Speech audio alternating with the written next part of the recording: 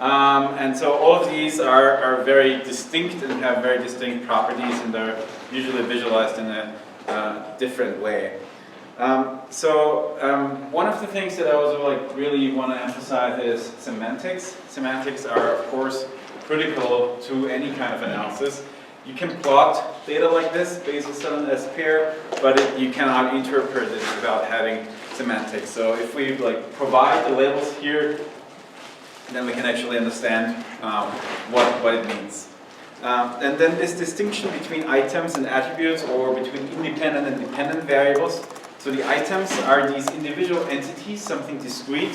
For example, patients, cars, stocks, cities. And then we measure something about those. So we measure the blood pressure of a patient, we measure the acceleration of a car, we measure the performance of a stock, or we measure the population of a city. And so here in this example, the item is the person, and then we have the attributes here as name, age, shirt size, favorite fruit. And then, just to be clear with the terms, and it's pretty obvious, but this is what we call a cell. We distinguish between two types of tables, flat tables and multidimensional tables. Flat tables have one item per row, where each column is an attribute, and we have a unique or a key, which can also be implicit. So here in this case, we have an explicit key, but it can also be implicit, just the position, the index of the table. And usually tables don't have duplicates. Multidimensional tables are index based on multiple keys. So here, I need to do that again. Graphs and networks are simply lists, nodes and edges that connect to each other. The edges connect the nodes, and so we'll talk about graphs, how to visualize them. The canonical visualization is this node link diagram, but there's other ways and better ways of doing this. We'll talk about this in the network visualization lecture. Then we talked about fields, and so for fields there's a couple of different grid types. Basically, what are the important ones are the uniform grid, where we have a regular sampling, where we can compute both the geometry or the topology. And the second important one is the unstructured grid, that is completely flexible, where we store position and the connection in the grid. And so the example for an unstructured grid was our weather observation, where we have weather stations across, for example, the United States. And then geometry is another data type that's about the shape of items. Here we have explicit spatial positions, but I also mentioned that this is not usually a core visualization topic. It's more important in computer graphics, CAD, and so on. And then there's other collections, like sets, lists, or clusters. Sets and clusters are distinct in their interpretation mainly. Clusters, they group similar items, but they are usually not considered to be absolute, whereas sets are something data-driven. So people are in a tennis club, or people are male or female, whereas clusters is something more probabilistic. So we have, in this case, clusters here in red and blue and green, but then we have other elements which are not uniquely assigned to a cluster. And there are some elements, for example, here at order, where it's not quite clear what is part of a cluster. And lists can be ordered and have duplicates allowed. So these things, they should not be unfamiliar to you guys. And then we talked about different attribute types, where we distinguish between basically categorical data types. Nominal is another name for it, where we can only compare for equality. So for example, gender, female versus male is a classical example for categorical data types, or the different fruit, a pear, an apple, and so on. Movie genres, file types, and so on. These are all categorical values where we don't make any assumptions about an order, or we cannot multiply apples by pears, or things like that. If we have ordered data, which is called ordinal, it can still be you can still think of this as categorical, but it's usually ordered. So we have, ordinal data is of course always ordered. So we have things like shirt sizes, rankings. I gave the example last time of like university rankings, like place 1 and 2. There is a relationship, 1 is better than 2, but we don't make any assumptions about the magnitude of this relationship. So we cannot do any math other than comparing for greater than or smaller than. And then we had quantitative values where we can do like regular arithmetic, like length, weight, and count. So one quantitative data type that you might not have been thinking too much about is this interval data type. And the interval data type is simply defined by we don't have a meaningful zero, and therefore we cannot do, we can say, okay, it's 5 degrees colder, but we cannot see it's twice as cold. Because 0 is essentially meaningless. So in a temperature example, we have 2 widely used scales. We have centigrade and Fahrenheit, and they have different 0 values. So 0, the freezing point in a centigrade scale is freezing water, and Fahrenheit is just really cold. And so there is simply, it doesn't make sense. The simple question that you can ask yourself is, does 0 mean none? And if that is true, you're probably not dealing with an interval scale, but you're dealing with a ratio scale. But if 0 doesn't mean none, so it's not no temperature, it's just like some temperature that is cold, but not necessarily the lowest temperature ever observed, then you're dealing with an interval scale. Another example is dates, like a year. We have an arbitrary start date of our calendar, like the year 0. That doesn't mean that the universe started at a type point.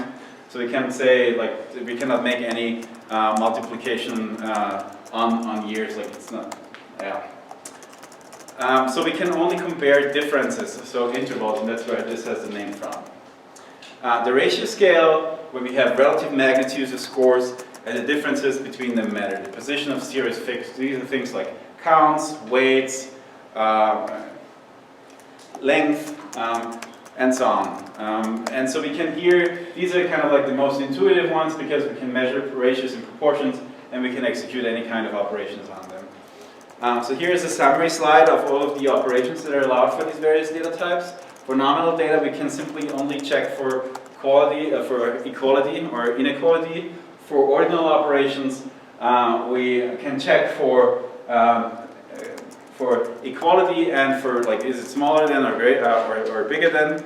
For interval we can also check for the distance, and for ratio we can also check for the proportions.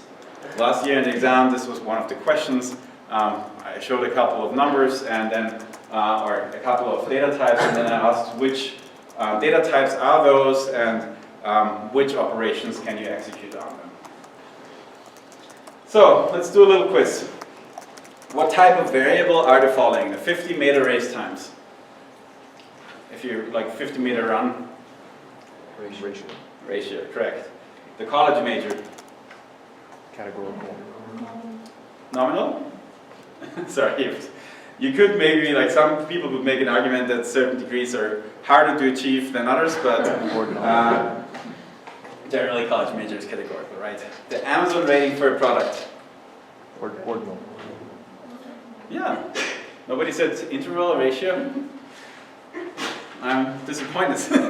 No, of course it's ordinal. But we still average them out, right? So like a Likert scale, for example, from 1 to 5 or 1 to 7 is actually ordinal, but we still like have to make averages and so on, so we get like a rating of 4.7.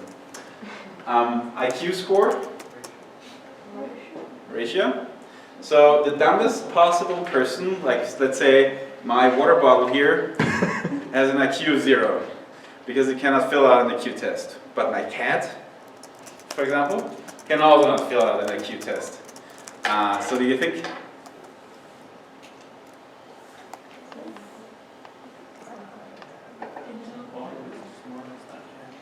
What's that? So the bottle is as smart as that cat? Well, is it? I would say that the cat might be a little smarter than my bottle. So that's an interval. So yeah, we have a 0 that is like that depends on something arbitrary. So IQ is interval. So it also is meaningless to say someone with an IQ of 140 is twice as smart as somebody with an IQ of 70, for example. So the ratios are meaningless. Product names.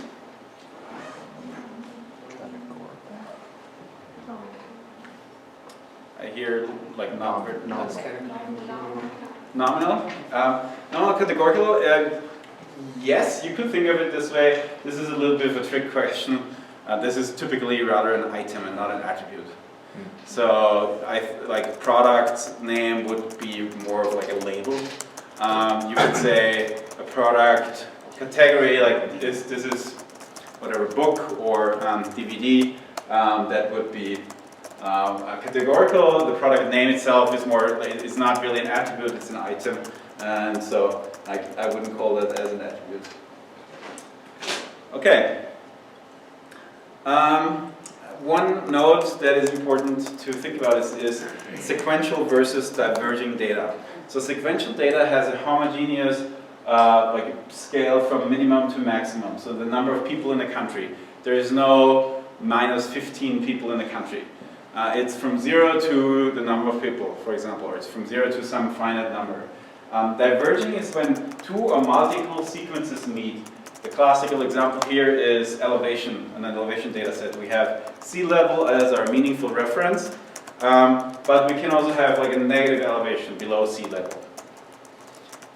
And so this is usually important when we design scales. So here we have a data set where we assume a sequential color scale. Can somebody tell me what you see here?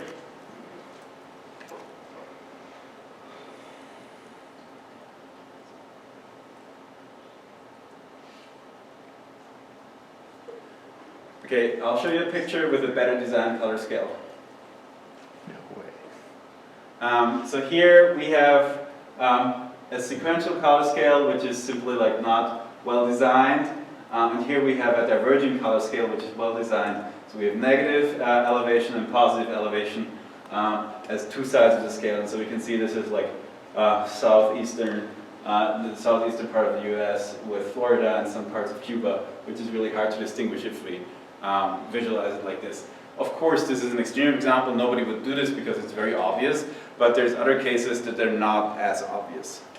So this is just like designing a color scale wrongly by not properly accounting for a diverging scale.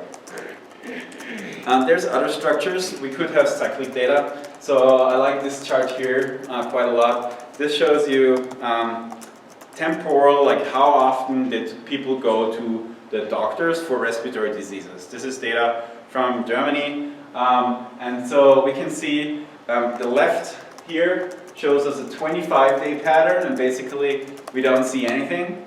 On a 28-day pattern, we suddenly see people go to the doctors on Mondays. They don't go to the doctors on Saturdays and Sundays, and so they go very often on Mondays, and then it continues to decrease over the rest of the week. And then we have here, for example, this is a Google Analytics from for the database course website. And so we use two different scales, and they're aggregated at different scales. So here is like a rougher scale where we have like months, chunk of month, and then here we see a little bit more detail. We have more months, and then we can suddenly start to see weekends. So people access the website over the week, not so much on the weekends. That was, however, this was in like not during class time. This is in the summer. Okay, so let's just review this one more time. Here is like what we call the item, the element, the independent variable. And so here we have the attribute, the dimension, which is also called the dependent variable, sometimes also called the feature. Now let's, like at the top here, we have the semantics of the table. This is about like an order, like shopping. Somebody has sold these products. And so we have semantics, order ID, order date, order priority, the product container, base margin, ship date. What are the keys here? ID Take a look. and date. ID and date. Yeah. You could Well, not really. ID and date still isn't a unique key, right? So the 32, and then combined with the number, we would still have not a unique key. So the key here is implicit. The key here is the row number. So there is no explicit key. Because an order can contain multiple products that go into different boxes. Which are the attribute types here? So what is the order ID?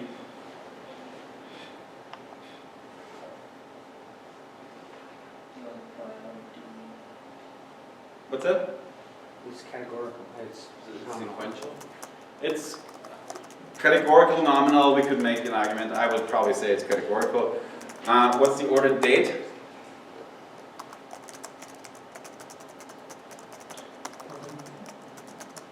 It's ordinal. Ordinal could also be interval. Order priority. Ordinal. Ordinal, yes. Product container. Ordinal. Yep. The base margin.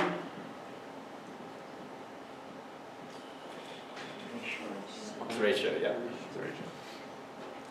So here's the categorical or ordinal quantitative. So here interval would be the right answer for this. Ordinal for those two, and then again quantitative for those two.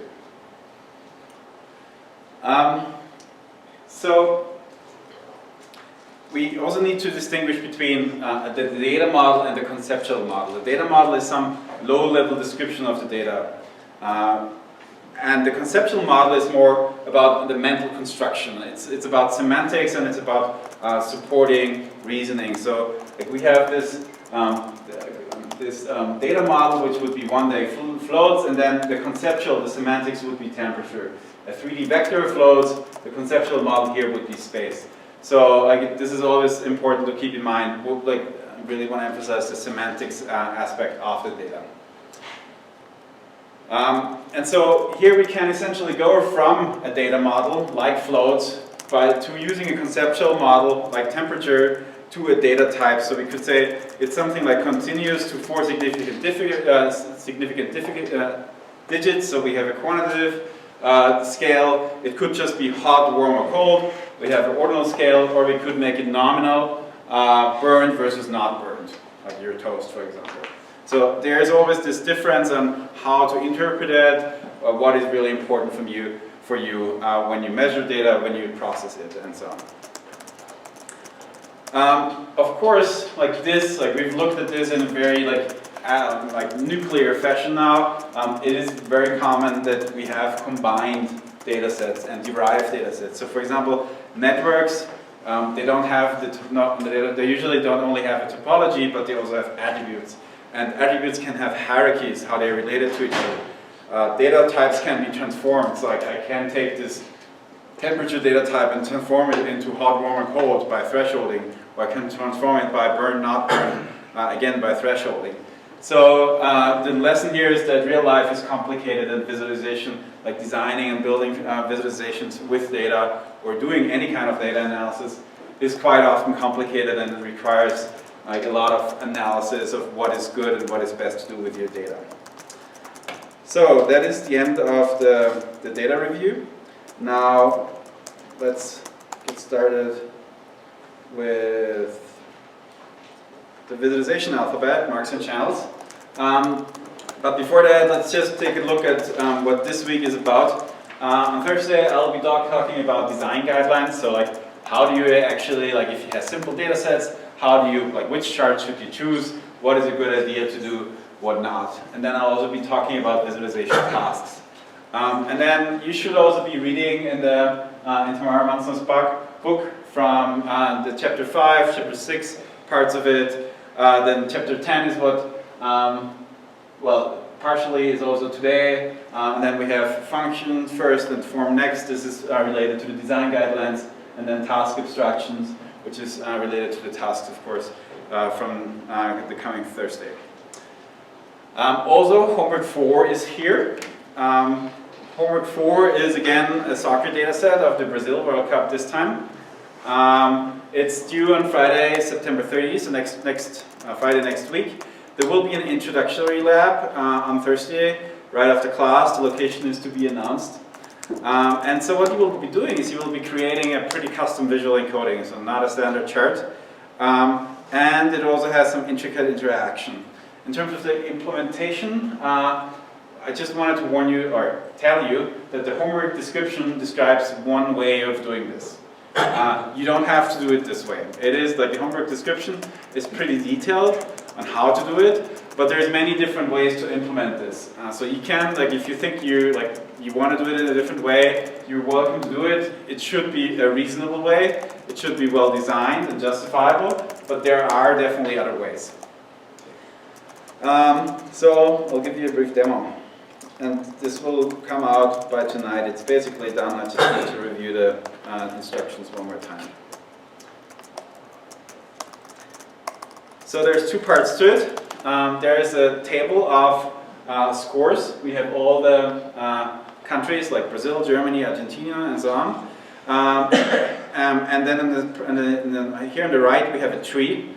This is like a D3 tree layout. It's pretty simple actually.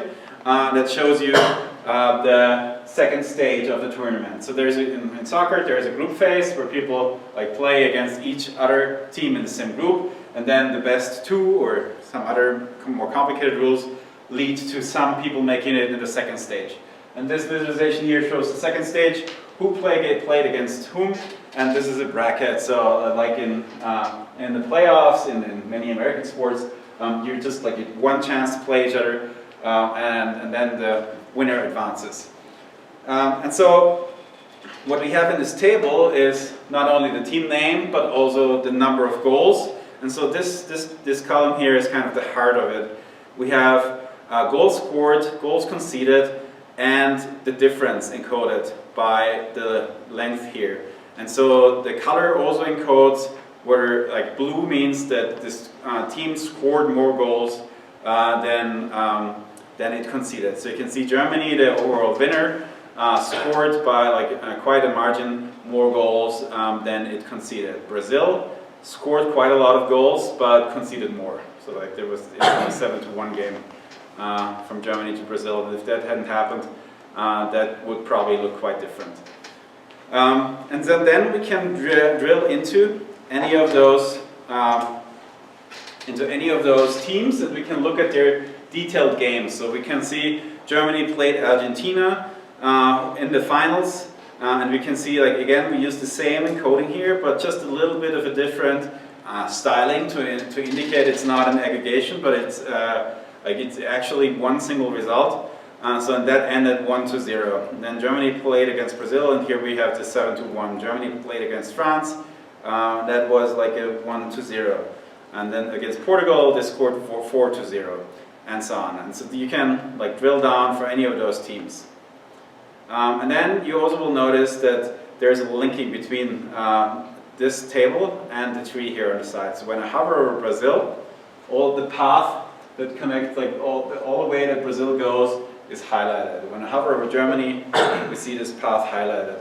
When I hover over a specific game, like Germany versus Argentina, I can see that Argentina and Germany, the game, and the result of that game is highlighted. And then we can sort this table. So we can sort, for example, by the difference of goals. We can inverted sorting. So Cameroon has the worst relationships of goals conceded to goals scored. We can sort by the round, like by the result, how far they got. We can sort by the number of wins, number of losses, and the number of total games. And we can sort alphabetically. So this is the homework. There is a lot of details to it, of making it work quite as it should. For example, there's like many different strategies. Like if I have this open now and sort, what would I do? Like this is like intricacies of interaction design. And so this is one solution, to simply collapse it. There will be extra credit to finding more advanced solutions, for example, for this particular problem. So any questions about the homework? And then so it will look like, it will be very limited code that you get. but it will be a lot of, it has like a pretty detailed instruction. And as I said, this is like one way of doing it that's described here. There are others. So like one of the big challenges in this homework is how do you like create this list that you use to render in a table. And so there's many different ways to do that conceptually. We'll explain one. You can use whichever strategy you like, but this is what makes this a little bit tricky. Okay. So yeah, for an introduction, Carolina will give this an intro lab this time on Thursday, and then there's of course the regular office hours, so you can ask questions anytime. Okay, let's get started. So let's do a little exercise. How can I visualize two numbers, 4 and 8? Position. Position. Okay. I'll have. Okay, start here, 0, 4, and 8. What was the next one? Size. Size. 4, 8. Okay. Tallies. What's that? A tally. A tally?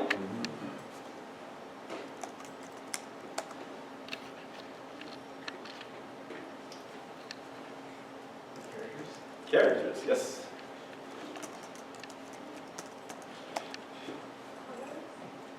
Colors. Can you be a little bit more specific? Use the color scale for 1 to 10, for example, and choose the. Okay, so I'm not good at drawing shades with my pen here. I'm just gonna like approximate that by saying, okay. Shapes. Shapes? Yeah, you can draw a square and up there. Okay, but that's not, well, okay. That's number of edges, right?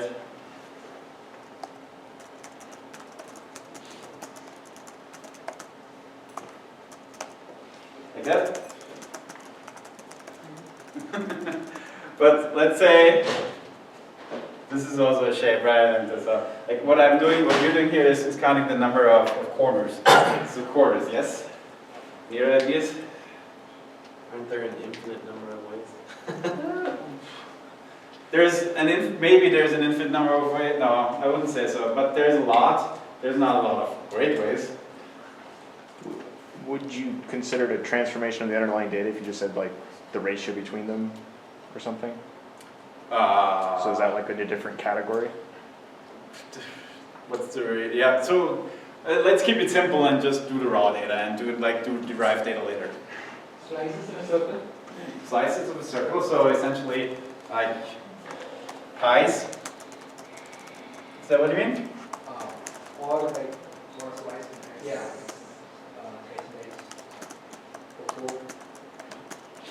Okay, but I'm gonna draw this. Like a pie chart. Yeah, Like a pie chart. like this. That's what you mean, right?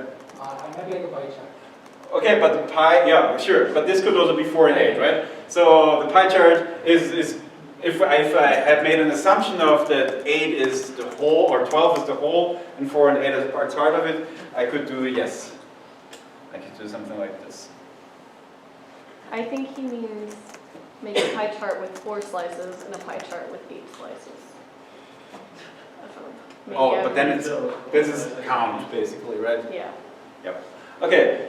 So what we call this is actually angle. So we could visualize by angle. Any other ideas? Height. What's that? Height. Height. That's a good one.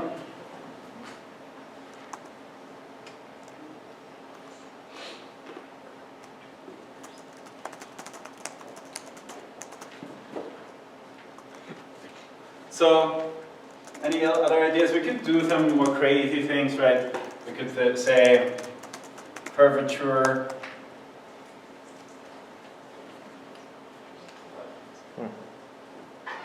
Or texture, or things like that. So, there is a lot of different ways to visually represent two numbers.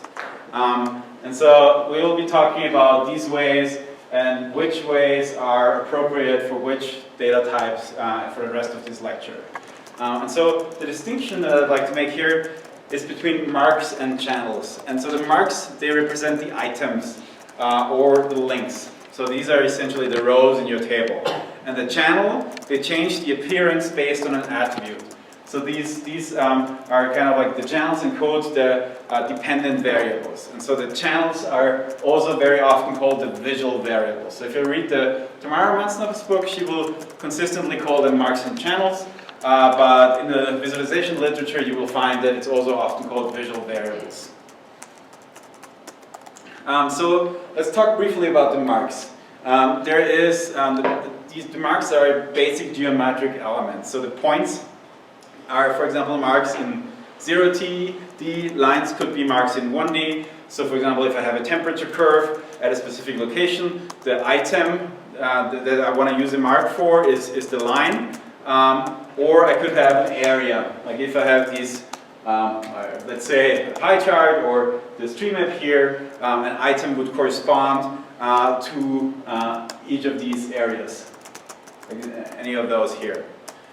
You could also use a mark in 3D, like a volume, but it is very rarely used. Links have special marks.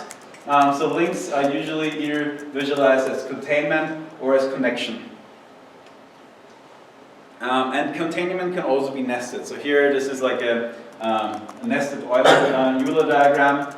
So you can see that we have like friendship relationships, and they can be nested. In this case, like Sophia belongs to 1, 2, 3, 4, 5 different circles, for example.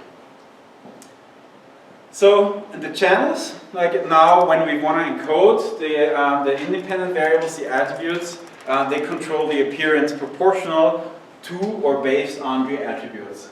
And so we have like the major channels are position, shape, size, color, and tilt. And so there is then little variations. So position can be horizontal, vertical, or both. Size can be length, area, or volume. And so these are like the most common channels. But as you've seen, there's more, of course. The theory of this goes back to Shackleton, who is a French cartographer, or was a French cartographer, and he wrote his famous book, Semiology of Graphics, in 1967, and he kind of established these theoretical principles for visual encodings. And so this is his original chart. So he has position, size, texture, color, orientation, and shape. And so texture, for example, is something that isn't really used a lot. Like for practical purposes, it's not very, very useful. So like here's an example of using marks and channels. So here the first one is a bar chart. We see the mark is the line and the channel is the length slash position. So this is like redundantly encoded, the length of these bars, but we can also look at the position. Like we can also think of this as the position of the top of the bar. So if we just had lines here, that would work too. So what we encode here is one quantitative attribute, like some magnitude, plus one categorical attribute. So this is like person A, person B, person C. Here we have an example where we use the point as a mark and position as a channel, and we use two quantitative attributes. And we see like the classical scatter plot. We show the relationship between those two attributes. When we add hue, we can add an additional categorical variable. So we could say, like these, like we have exactly the same as here. We have two quantitative attributes in the scatter plot, and then add one categorical attribute. And then we could add another attribute here, for example, size, to add one more quantitative attribute. And then I could add another one to encode the next dimension, and another one to encode the next dimension. So in theory, since I have a pretty large vocabulary, I could just keep growing what I encode how, but in practice, of course, this doesn't really work too well. So we'll see that overdoing it with like using additional channels to encode data is not going to work that great. One thing that you might have seen, or you definitely have seen in your homework already, is this redundant encoding. So here we have a triple encoding actually. We have length, position, and value.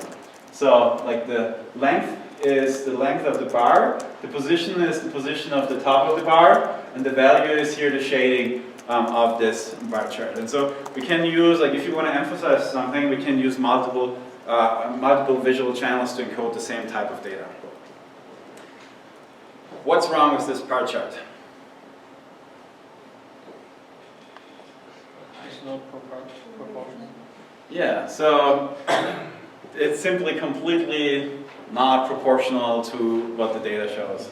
But these, like there's like network television is great at doing these kinds of bar charts. We have 5 inches having like roughly, like let's say, a third of, or no, 2/3 of the size of 71 inches. Which simply like doesn't make sense and even doesn't drill home the point that it's like snowed a lot on this day. So a very simple rule, which you wouldn't believe how often it's not applied. Use the channel proportional to the data, of course. And proportional doesn't mean it has to be linear. It can be like any kind of scaling function. And so if we think about this a little bit more, we'll find out that there's 2 types of channels. There's magnitude channels, which allow us to ask questions such as how much of something is there. These are position, length, and saturation. And so these are usually helpful for ordinal and quantitative data. And then we have identity channels, which help us with categorical data, where you can ask what and where questions. These are things like shape, color, but also spatial region. So in a bar chart, for example, we use spatial region to encode categories. And people have conducted studies on which of those channels are efficient for what kind of data. And so we principally separate out magnitude and identity channels. And so for magnitude channels, position on a common scale is by far the most effective one. So you will see later that if I draw something like this, let's say I'm drawing, like this is a baseline, then I draw this point here, and this point here. Like even those of you guys in the back here will probably recognize that this is like a larger value than the other one. So position on a common scale is very, very efficient for us to perceive. Position on an unaligned scale is the second best. It's harder to judge. So if I were to draw 2 different baselines,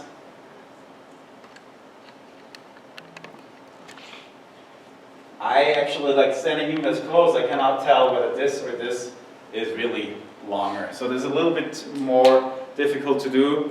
Length, 1D size is kind of the same as position on an unaligned scale, so it's ranked very similarly. Then we have tilt and angle, which is like we mainly encounter that in pie charts. We have the area, 2D size. We have depth, 3D position, which is not usually great for us to perceive.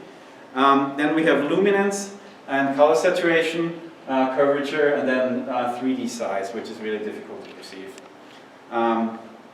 So as you can see here, color luminance isn't really like a very efficient choice, but very often, like if we have spatial data, we can really only use these things. We don't really can vary our position if we want to visualize, let's say, the shape of a tumor in the brain. We cannot choose our position freely, so we have to rely on something else. Identity channels are for categorical attributes, and so here you have the spatial region, color, hue, motion, and shape. So you can see that the vocabulary for identity channels is much smaller. So which, like this example here, let me go to the website. What are the visual channels that are used in here? Color. Color, yeah, so this is about, like, let me just briefly say what this is. This is how much taxes, the tax rate of the S&P 500 companies. So what the data that is encoded here is the overall market capitalization of the company and then how much taxes they pay, tax rate. So okay, the visual variables we have here are? Position. Color, size, position. So what does size encode?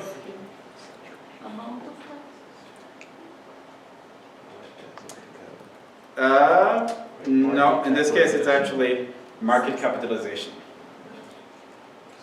Amount of taxes is encoded by what? Position, yes. And also? Yeah, color on what kind of scale? Oh, and divergence. Yeah, it's a diverging scale. So somebody here has made a decision to take the median or the mean of this data set and create a diverging scale based on that. So we have a redundant encoding. And again, position here probably isn't precise because this is like this packed bubble chart, but it doesn't really matter too much. And then we could also do this, split it up by industry. And so interestingly, which companies do you think, like just from what you know about tech companies versus, for example, oil companies, who pays a lot of taxes and who doesn't? Well, it turns out that oil companies pay quite a lot of taxes, but the IT sector pays barely none. So we're in the right field. Yep. If you don't like taxes, yes, you're in the right field. So we can like take this view by industry. Yeah, IT, you can see like just very like the big companies like Apple has an effective tax rate of 14% versus like energy, like Exxon has 37%, and then some like smaller ones have even more.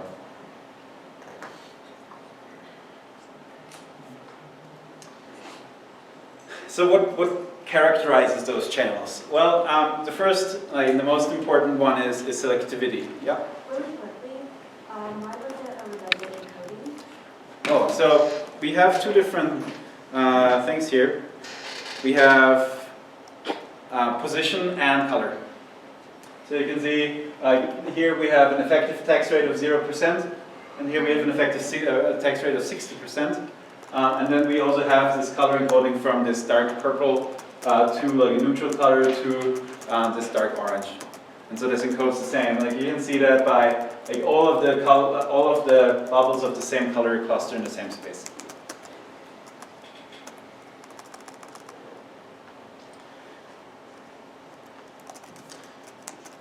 Okay, so the characteristics of channels.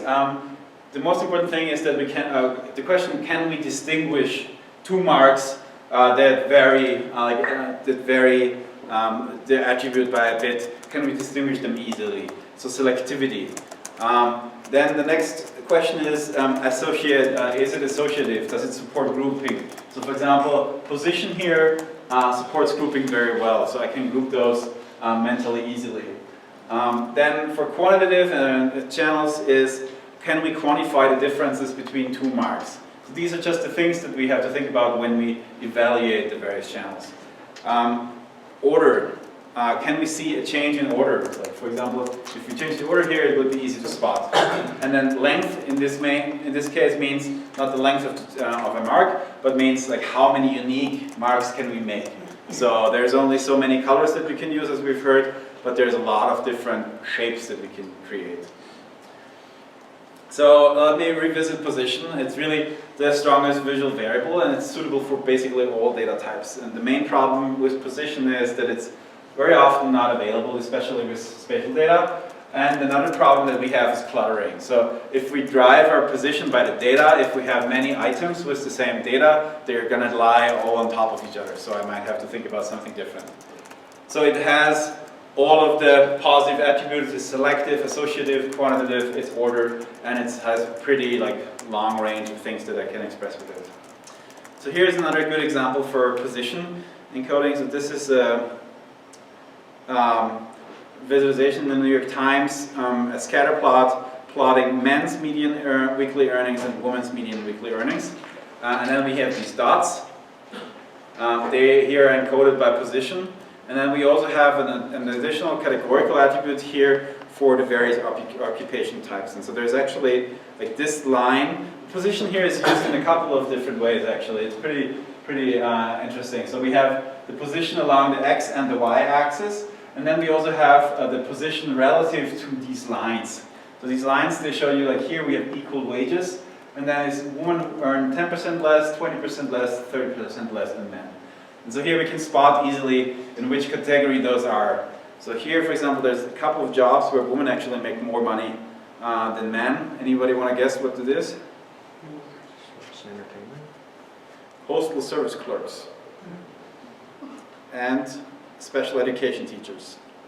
So these are kind of outliers. And the most extreme one here, physicians and surgeons. So here, like women make 40% less than men.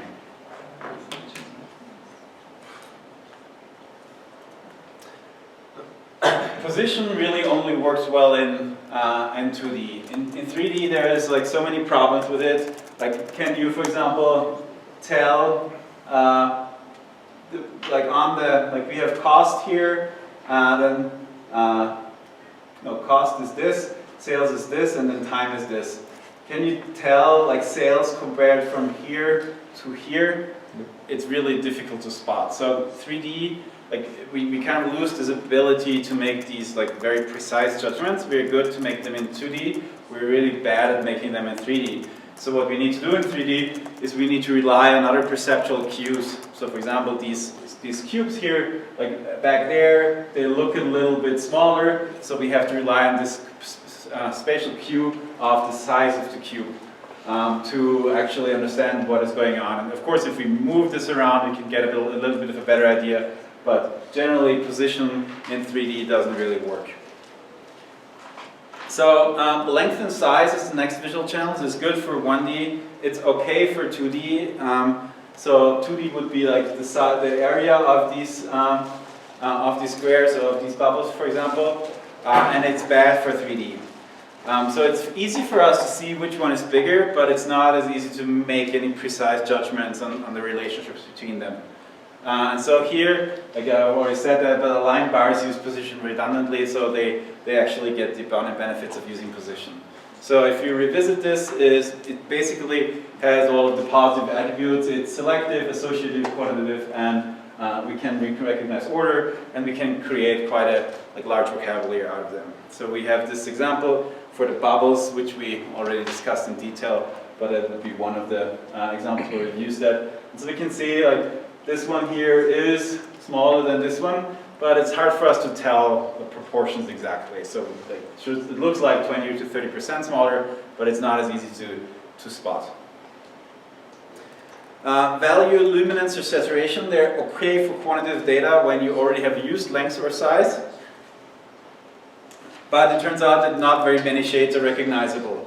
So like here's a simple example. I think you can basically spot, depending on your environment and depending on distractors and so on, you can spot like 10 or 12 of those, but not much more. So the length is rather limited. They're quantitative, they're somewhat quantitative, but that's kind of a little problematic, and I'll show you more about why that is problematic. So here's an example from the New York Times again.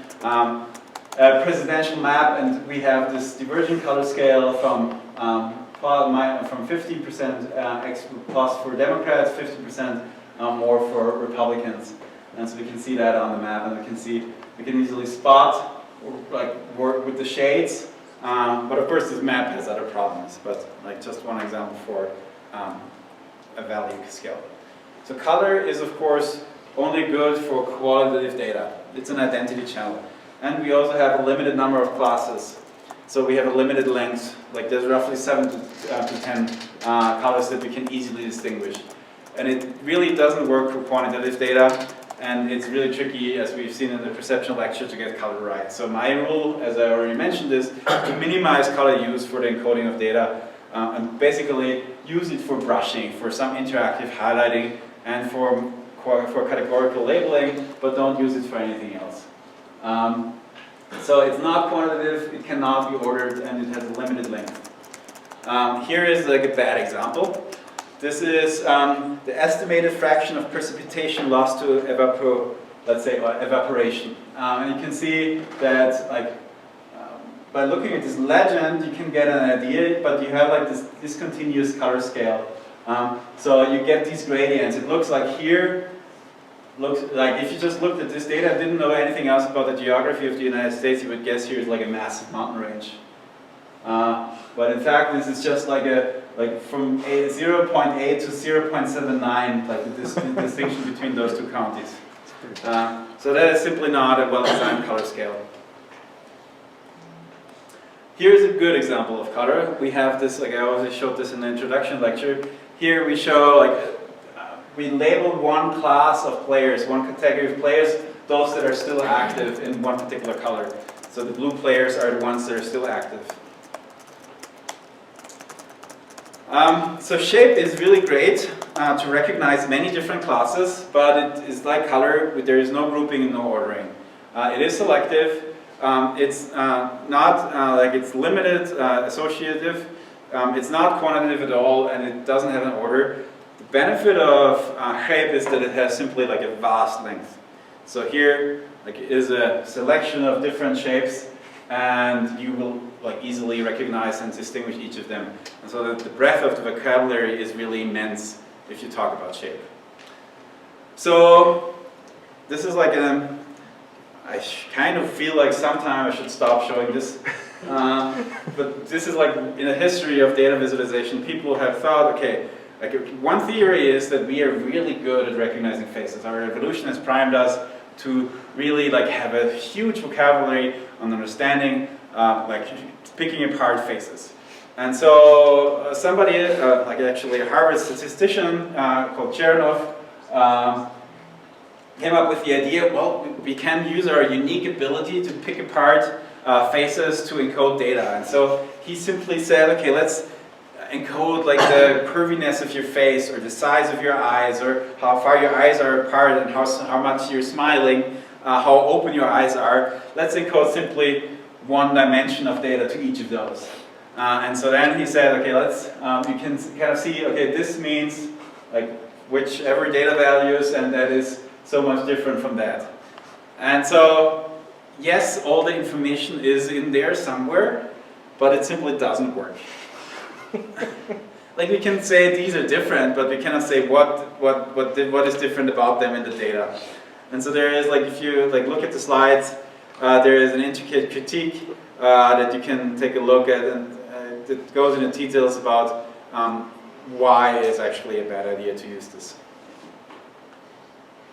So yeah, this is kind of like one of the very first, or no, not a very first, but an early visualization technique, and people have tried to implement this, and like usually, like if the first time you see this, you're excited, but then you realize, okay, it doesn't really work. So somebody had thought about this before, what we did, this little exercise here, and has come up with 45 ways to communicate two quantitative values, 75 and 37. So we came up with the numerals here, and then we can also like simply repeat squares, repeat icons. We can abstract them, we can have bars, we can have like line graphs, percentage bars, we can have intervals, we can have pie charts in 3D, donut charts, circle areas, semicircle areas, shape in many ways, icon surfaces, icon heights. So there's many different ways to do this, like pulse frequencies in pulses per minute. Whoa. That's Or rotation frequencies. I like that one. This is like an interesting technique that's called fat font. Let me show it.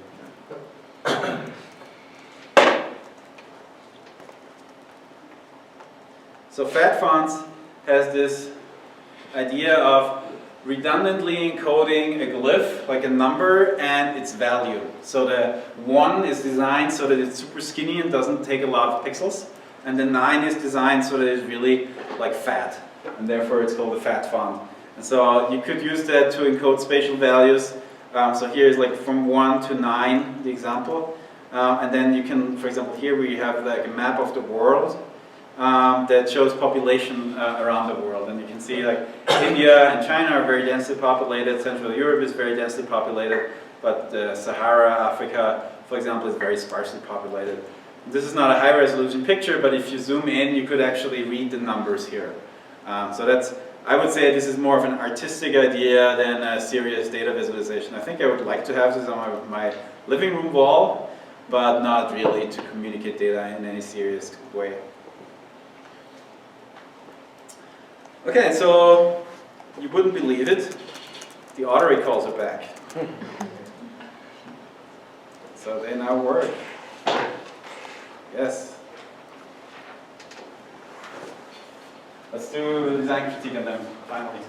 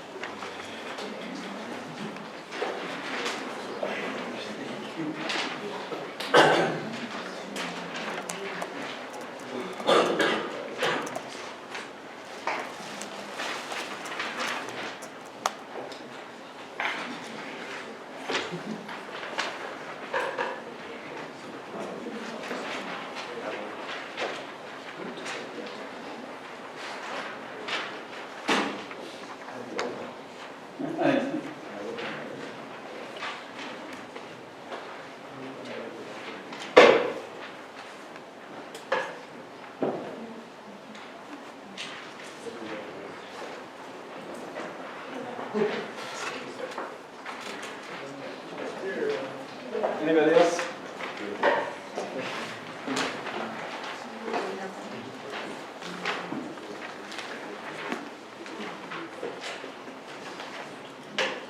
So yeah, flavor synthesization technique, look at the printout. I'll show it here if you don't bring your computer.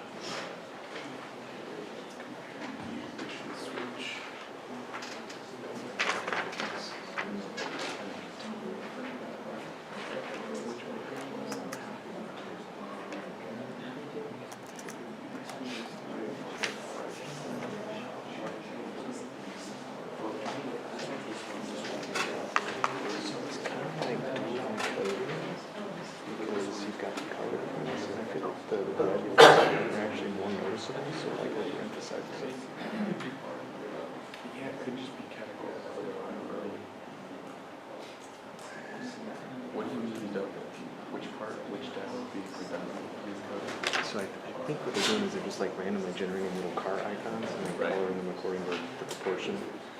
But I feel like the red ones are more noticeable. The number of cars is proportional to the number of vehicles.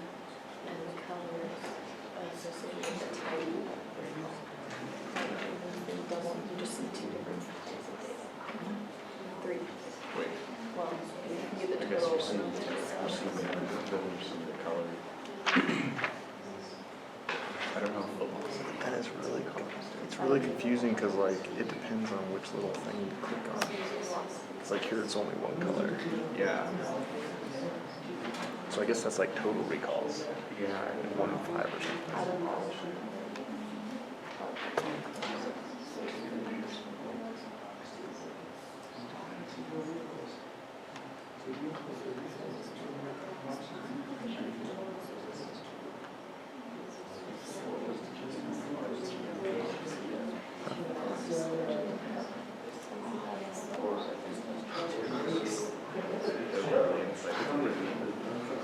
Wasn't that on the concern?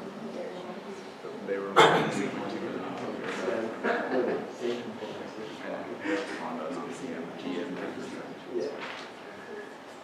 Like what is this even encoding? Like that, is that supposed to be 50% of that?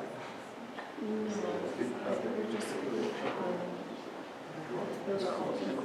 Like, they're not going to take up a different amount of volume. It's just like the number of cars packaged the same size. And like the greater the number of cars in the same size. No, just 70%. 50% of the 2,000, 50% of. Well, no, because yeah, no, the 1,000 is all of them. Yeah. 1,400. So the next one would be 50% of all of them, and the next one would be 16% of that. But like, is that really 50%? Like, it's hard to. You mean is the number of blue cars really half of them? Yeah, that's what I'm thinking. It doesn't look like that many, but Yeah, I don't know. I mean, it's hard to tell with the moving. yeah. And so maybe that's a problem, is that it's not just replicated cars on a page. That like, Because you're not looking at the same pattern moving. Honestly, it's really distracting because they're moving up and down. So we're trying to keep track of it. I think it's just to make it look cool or something.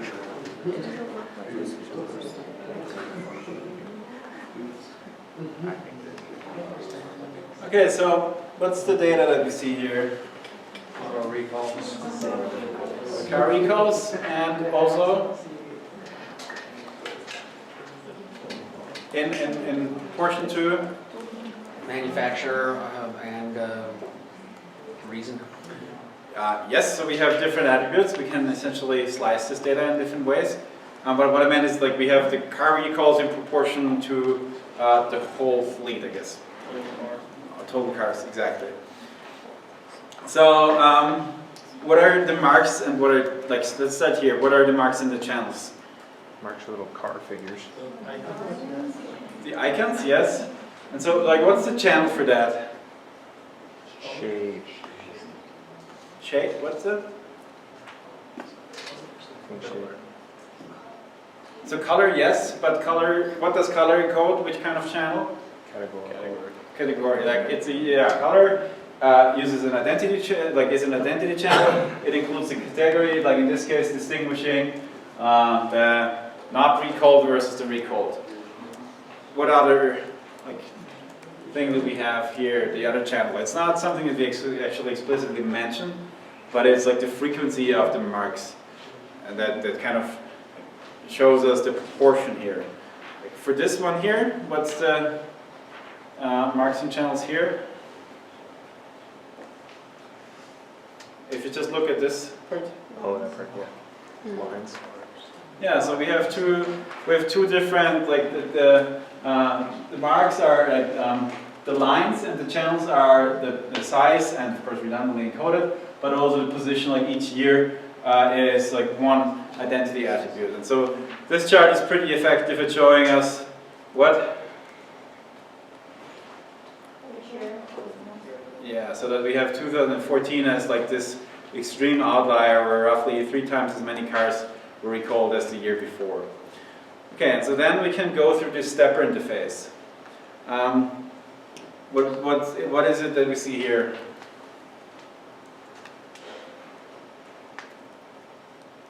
Number of vehicles recalled due to a particular flow. Yes, exactly. But somehow it's also mixing things. Right? Like the first one is the total number of recalls, right? And there's like a subset. Yeah, exactly. So we have, on the one hand, we have the total number of recalls, and then we have essentially showing us that the Takata airbags cost 18 million vehicles. How is it that we see the proportions between those?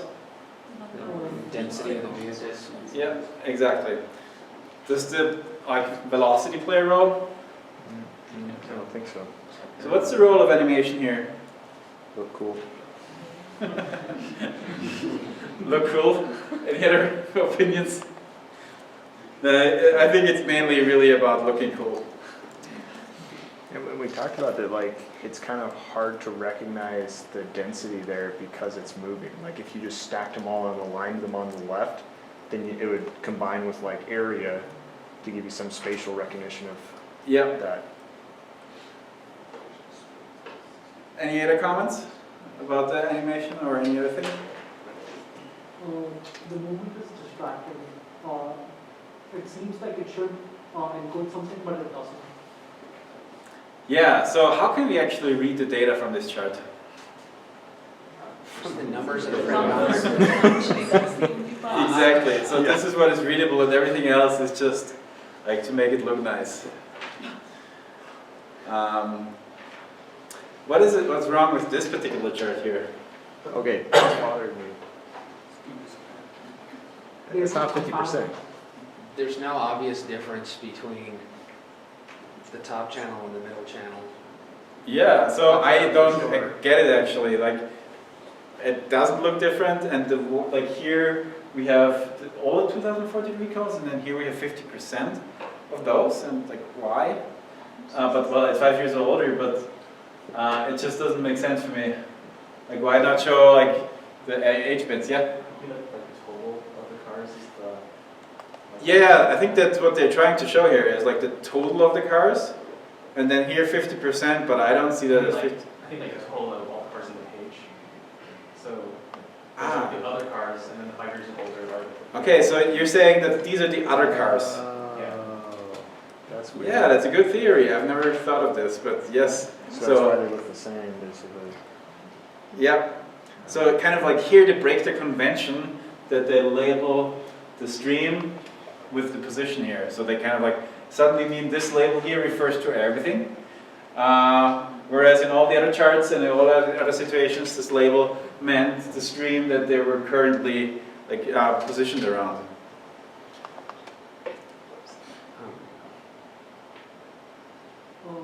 So this. I don't think that is right, because if it was all the cars, then the red channel would have lesser number of cars than the blue channel, but the red channel has almost as much as, maybe even more than the blue channel. You're right. So what is the answer? It doesn't look like red is twice as much as blue, right? Yeah, so red needs to be 34%, right? So it's not 34%, it's definitely more than 34%. Yeah, I would agree, yeah. Like, but it also doesn't look like it's twice as much. Like if this were all of the cars, it also doesn't make sense because red looks approximately the same magnitude than blue here. So it seems like there's a complete disconnect from the data and the visualization here. Yeah, and so we could keep looking. So you can see that this chart isn't like very effective at communicating the, yeah?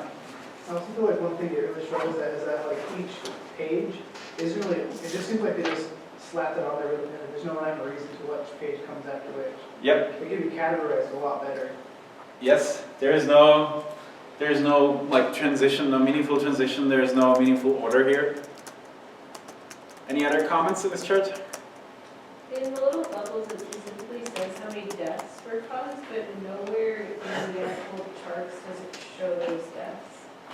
So the only way you get that information is by reading it. Yeah, so kind of a lost opportunity for data visualization here. So what about the other vehicles? Like I can 24, but what about the others? What do you mean with the others? Like there are 4 manufacturers. What about the other manufacturers? Oh, shown it as others. yeah, they're not like they probably made the decision just show the 4 most common ones, and they're not showing all of the others. Yeah. But maybe like they could have shown one tab of all the others. Like, Yeah, that would have been a good approach. The same thing on the previous page, it says Honda and 9 others. I kind of take issue with that whole statement. I mean, maybe Honda's the most of them, but it's like, and 9 others. Yep. Honda's the only one that matters, you know? Yeah, it's pretty glossed over. Yeah, so this chart basically gets everything wrong that you can get wrong. And which is surprising because like if it works, the New York Times usually makes great data visualization. But this one here simply, I guess somebody just discovered some new physics engine in JavaScript and wanted to play with that. That's my feeling for this particular chart. So yeah, this is like, the data doesn't match to the visual encodings. The visual encodings are fuzzy, the animation is useless. Also, there are like 2 types of cars in every channel, every side. I don't know what that means. Like, Yeah, it just means America's love for pickup trucks, I guess. But other than that, like it's pickup trucks versus regular cars. Okay, so yeah, there is like a lot of things that are wrong with this chart. There's many different ways we could redesign this chart. Of course, like making an appealing redesign of this is maybe not as easy. We can simply do bar charts here, of course, and we can slice and dice them. But making something that is interesting for the newspaper, I guess, was their goal here. I would say they erred too far on the side of making it interesting and simply like not telling the story with data here anymore. Any other last comments on this chart? Okay, so let me then go back to the visual margin channel. So this is like a very, very important figure. That kind of gives us the relationship of the last lecture of perception to what we're talking about today. And this also, like if you just had this figure, you could actually figure out the whole lecture by yourself. If you just looked at length, you see like physical intensity versus perceived sensation. You can see that this is like a formula, it's Stephen's psychophysical power law. Physical like sensation is intensity to the power of n, and these curves here show you how like what n is for these various visual variables. And so length is the only one where we have essentially a proportional relationship from s to I. So this like the physical intensity exactly corresponds to the perceived sensation. That's why you can actually pick those two apart relative to the spaceline so well. And that's why it's, for example, hard to judge the brightness of the shade of an object and to judge it relative to each other. You may not know that, but it is really like electric shock is a very specific, interesting sensation, because it is actually like you perceive it like very, very strongly, even if the physical intensity doesn't really increase that much. So if you ever want to encode your data with electric shock, you now don't know how to do that, because it's simply like an inefficient visual channel or an inefficient channel. By the way, this is like it's not going to be in this year's test, but this was one of the test questions last year. And so this is like the original here. This is Tamara Hanson's version that is a little bit more specific to data visualization. So you have all the major data visualization channels here. And so this is the original chart. And so here we have like electric shock. We have the heaviness. We are not really great at judging the heaviness of objects relative to each other. Taste is something that we're also not very better, but not that good. And then so smell, the sensation and the intensity. So if it's very smelly, we don't perceive it like that. Compared, like if we double smelliness from 2 to 4, we don't perceive it as doubled. So let's do a little bit of an experiment. How much longer is B than A? Twice. Everybody got it right. How much longer is B than A? 4. Everybody got it right. How much steeper is A than B? Twice. So twice, 3 times. 3 times, 6 times. Oh, it's definitely not twice. It's roughly 4 times. How much larger is B than A? 3 times. 3 times, 4 times, 2 times? What do you mean by larger? Radius or area? I'm not going to commit at this point. 4. So, like I hear from 2 to 4, and there's a lot of uncertainty. So the answer is it's about 5 times larger. How much larger is B than A? 4, 5. It's about 2 times, but by diameter. It's about 4 times as large by area. So if you said 4 times, this is like roughly, like it's really like one of the cardinal mistakes of using size of shapes is to use, for example, height or diameter. You should always use the area. It's like this doesn't look 2 times as big as in this one. So I think everybody here can agree on that. And so that's like one of the common, like an easy mistake to avoid. Simply, if you encode something with area, make it proportional to the area, not to the diameter. How much is B larger than A? 3 times. So it's really tricky. Like 2 times, 3 times, it's like hard to tell apart. How much darker is B than A? Twice. It's twice as dark. How much darker is B than A? 4 times, 5 times, 3 times. So it's simply not. It's not easy for us to see these channels. And so here is a game where you can kind of play around with different aspects. So here, like the eyeballing game, you have to adjust it for like to be a parallelogram. And then you can see how much off you are, like your perception versus what you actually put in. So like making it a straight line. Yeah, this was kind of accurate. Bisecting an angle, so you can see that like how good are we at perceiving angle. So here I was like not very great. Making the point equidistant to the edges, that's a tricky.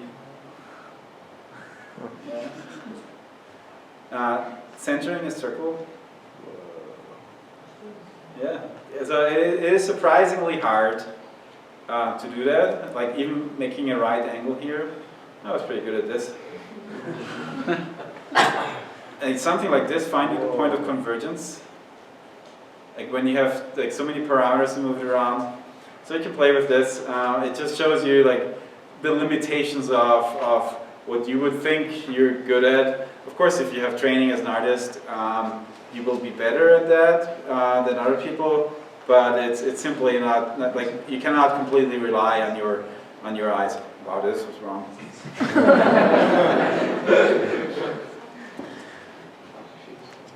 So there are other factors to the factor accuracy. Alignment, distractors, distance, and count scale. So for example, it's easier for us to judge the relative length of those two elements than these two elements. Or it's easier to judge these compared to these or these. So all of these play a role. Or like unframed unaligned A versus B is harder for us to judge than framed unaligned, because here we can actually like look at two different values, right? We can look at the full and at the empty part of it and kind of like have more information and to go on. So like the more reference we have and the closer to things are, the better we are judging these elements. And so of course people have formally studied this. This is a famous study. If you do any research in visualization, like you have to read this paper. It's the formative study on perception in visualization. It's Cleveland McGill from 1984.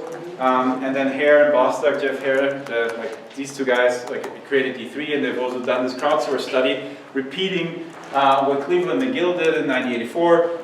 They basically repeated the study on Amazon Mechanical Turk, and they added a couple of charts that became popular, like the bubble charts, into the study.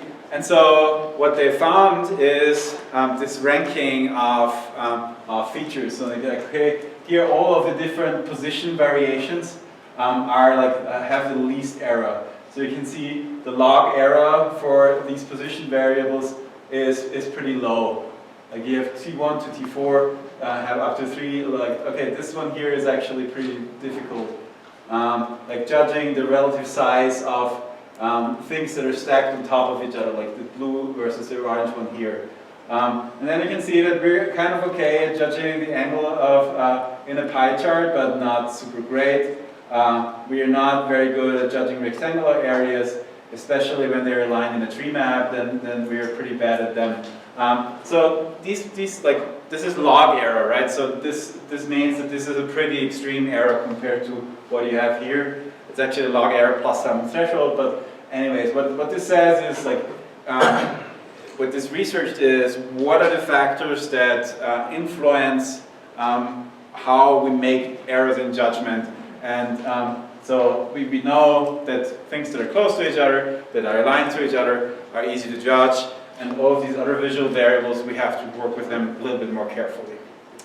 And then people have created these rankings of these channels, and so this is like a historical ranking from Doc McInlay from 1986. We have the quantitative values, and you can see like position, quantitative, ordinal, nominal position here stays on top, and then he has these like relationships. And I have to say this is more like an expert opinion than something that is founded on data. And so I would rely more on this what you have in the book. This magnitude, like this order of channels according to Tamara Mansna, and she has based this on these studies by Cleveland McGill, Hare, and many other papers. So this is it for marks and channels. Oh, there's one more slide, sorry. So attributes can be separable. For example, we can easily combine position and hue, but we cannot so easily combine position and size, or size and hue in this case. So like, for example, like larger things look darker than smaller things.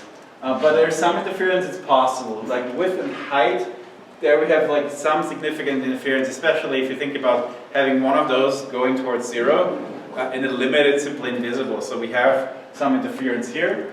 But then I can also do things like taking the red channel, the green channel, and the blue channel of a color separately and coding that with color, and the result simply doesn't make any sense. So here we have major interference and we cannot really read data. So there is ways of combining these visual marks, but it's not always easy to do that, and you have to be wary of how you do it. And so to learn more about this, I really recommend that you read the book. And then we will continue next time with tasks and design guidelines.